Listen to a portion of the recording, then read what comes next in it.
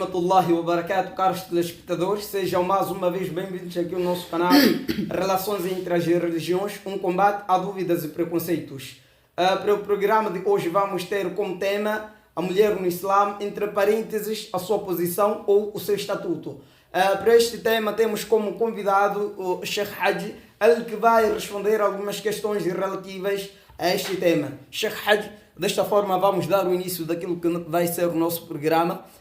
No entanto, esteja mais uma vez bem-vindo aqui ao nosso canal e cumprimento os nossos telespectadores. Assalamu alaikum wa rahmatullahi wa barakatuh.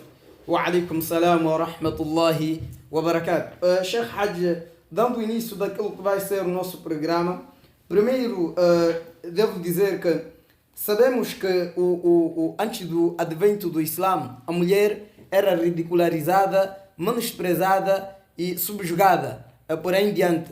E por este ponto, será que o Sheikh poderia descrever, não é, de maneira detalhada esta realidade? Alhamdulillah.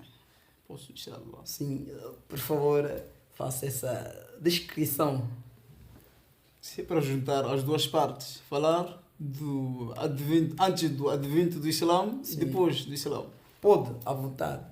Juntar, não? Sim. Alhamdulillahi Rabbil Alamin. Alhamdulillahi haqqan haqqa.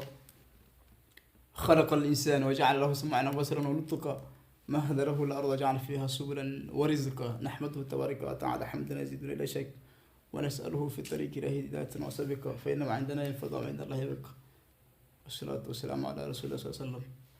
أما بعد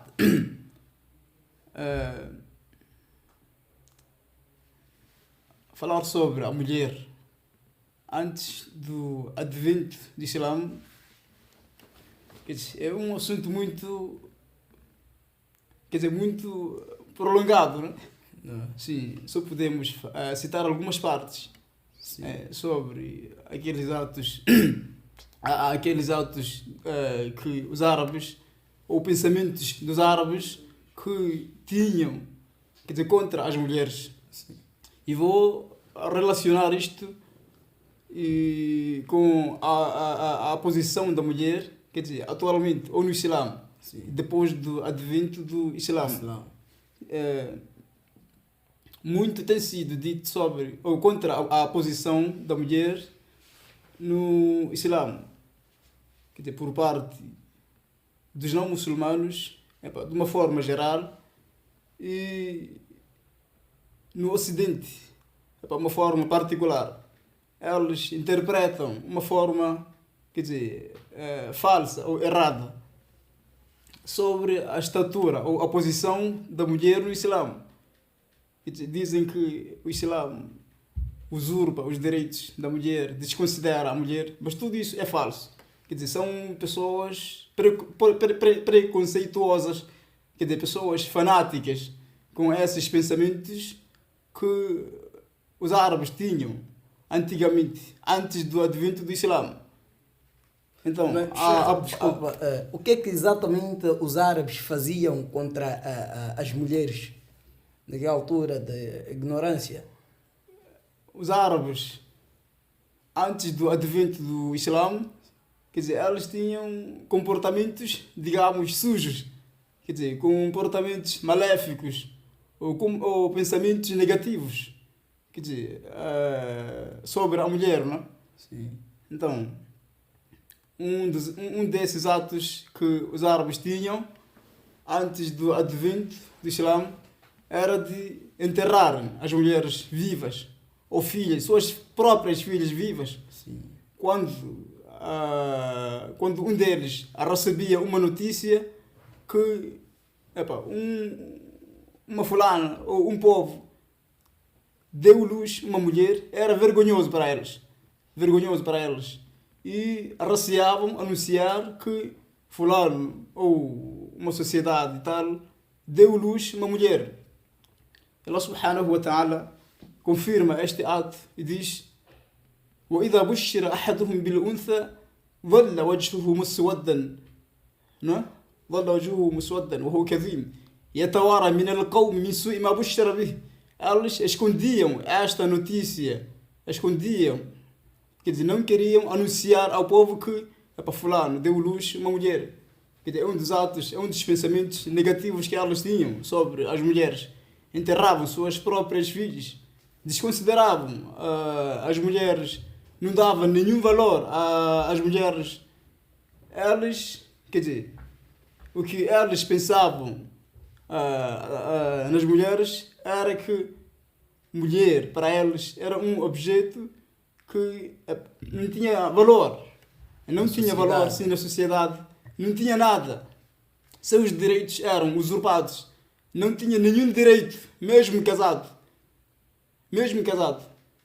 Então, ao resumir este tema, quer dizer, sobre o advento, antes do advento do Islã, a mulher era desconsiderada. Não tinha valor. Não tinha herança. Quer dizer, não tinha direito à herança. Não tinha direito a escolher seu marido. Exatamente. Em qualquer parte, não tinha. Os árabes diziam que لا يرثنا إلا من يحمل السيف ويحمل البيضة. Quer dizer, ninguém pode herdar nossos bens senão aquela pessoa que carrega a espada ou que defende a pátria. Então, a mulher não tinha direito à herança. Não tinha direito à herança, não tinha direito à escolha de um bom marido. E quando um homem casava uma mulher, quer dizer fazia qualquer coisa, não? Fazia o que ele pretendia para a mulher. A mulher não tinha nenhuma palavra. Sim. Era possível alguém casar uma mulher e por uma semana ou um tempo determinado deixar a mulher. E muitas outras coisas.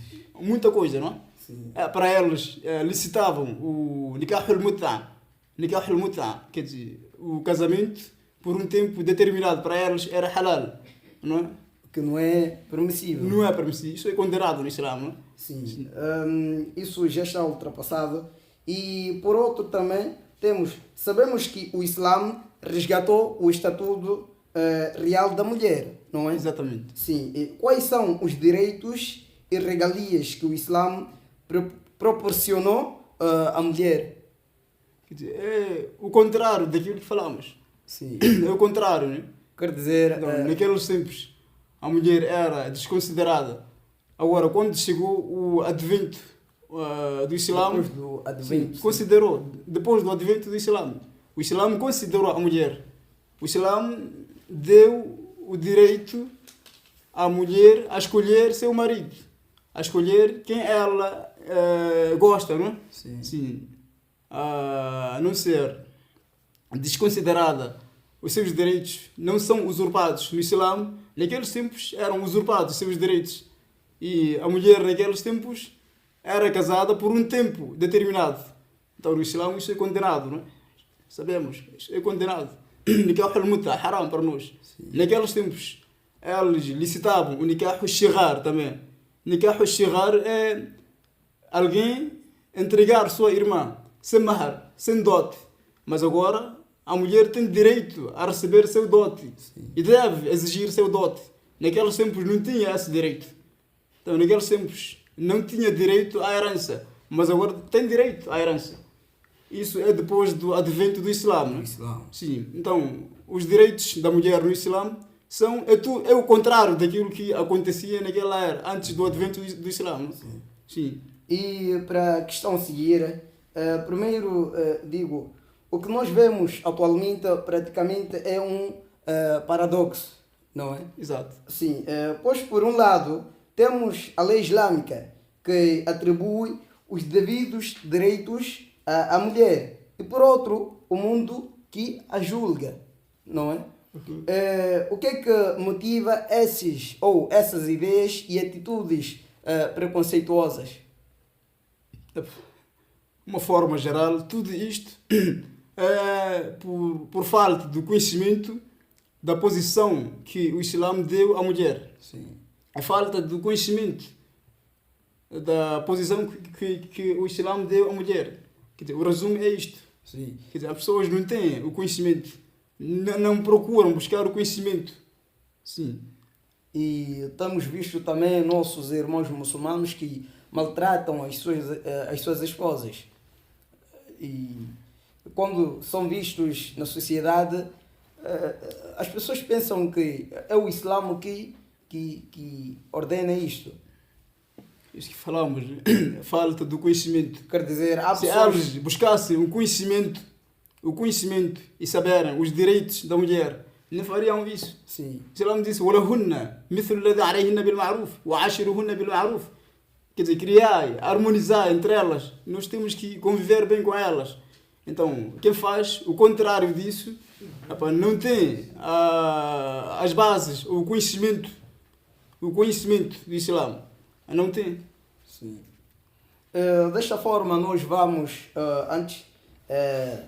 já terminamos com o nosso programa, mas antes de encerrarmos, queria pedir ao Sheikh que deixe alguns conselhos em torno deste tema. Quer dizer, conselhos para nossas irmãs. Nossas irmãs, não? Sim. E para o mundo em geral. O conselho que eu deixo para as nossas irmãs é de aquilo que diz o profeta Muhammad sallallahu alaihi wasallam. Quer dizer, elas cumprirem com o hadith, com o dito do nosso querido profeta Muhammad sallallahu alaihi wasallam. Quer dizer, في معنى الحديث ele diz: إذا صلت المرأة خمسها وصامت شهرها وأطاعت زوجها دخلت الجنة. Não é? Quer dizer, de uma forma geral, se a mulher cumprir com os mandamentos de Allah subhanahu wa ta'ala, cumprir com os mandamentos do seu Criador, e neste hadith, se ela estabelecer as 5 orações, os seus 5 salatos, e cumprir com o jejum, obedecer seu marido, quer dizer, cumprir com os mandamentos de Allah subhanahu wa ta'ala, não se expor de qualquer maneira, não se comportar como aqueles comportamentos antes do advento do Islã, de tudo aquilo que acontecia naqueles tempos. Então, elas devem se apegar com isso, cumprir com os mandamentos de Allah subhanahu wa ta'ala e principalmente aperfeiçoarem a parte da vestimenta islâmica, que é uma parte básica, né? O hijab, falo de hijab, né? Elas devem usar primeiro o hijab, porque quer dizer, não adianta cumprir com o salat e jejuar, a parte do hijab não há nada. Ela disse para as esposas do profeta Muhammad ولا تبرج الجاهلية الأولى. Então elas não podem continuar com os comportamentos daqueles tempos. Então primeiro devem aperfeiçoar na parte da vestimenta, conhecerem o tipo da vestimenta que o Islã permite para a mulher e quais são as condições para ser considerada como hijab. Né? Sim, então depois disso... Isso já falamos também no nosso canal. Falaram, não é? Sim, não, falamos. Não faz mal repetir, não é? Sim, é verdade. Sim, temos que recapitular. Não, eu queria, na verdade, recordar as pessoas que, se querem aprofundar este tema, temos aqui o nosso canal. Que já fizemos. E eu penso que o Sheikh também pode deixar alguns conselhos para os nossos irmãos, muçulmanos e não muçulmanos. Muçulmanos e não muçulmanos. Sim. O único conselho que deixo para vocês é de procurar o conhecimento. Sim, conhecimento é medicamento de tudo, não é? Sim. O que acontece em todo o mundo, quer dizer, entre guerras, desobediência, é por falta do conhecimento. Sim, então nós temos que procurar o conhecimento. Sim. Sim, e assim procurar como... também saber qual é a realidade ou qual é a religião islâmica. Exatamente. Sim. Sim. E desta forma já terminamos com o nosso programa para hoje. E para você que acompanhou o nosso canal, aliás, o nosso vídeo até o fim, se ainda não se inscreveu aqui no nosso canal, inscreva-se e clique nas notificações para não perder os próximos vídeos. Desta forma, termino com o programa. Assalamu alaikum wa rahmatullahi wa barakatuh. Inna rabbaka huwa a'lamu biman dhalla an sabili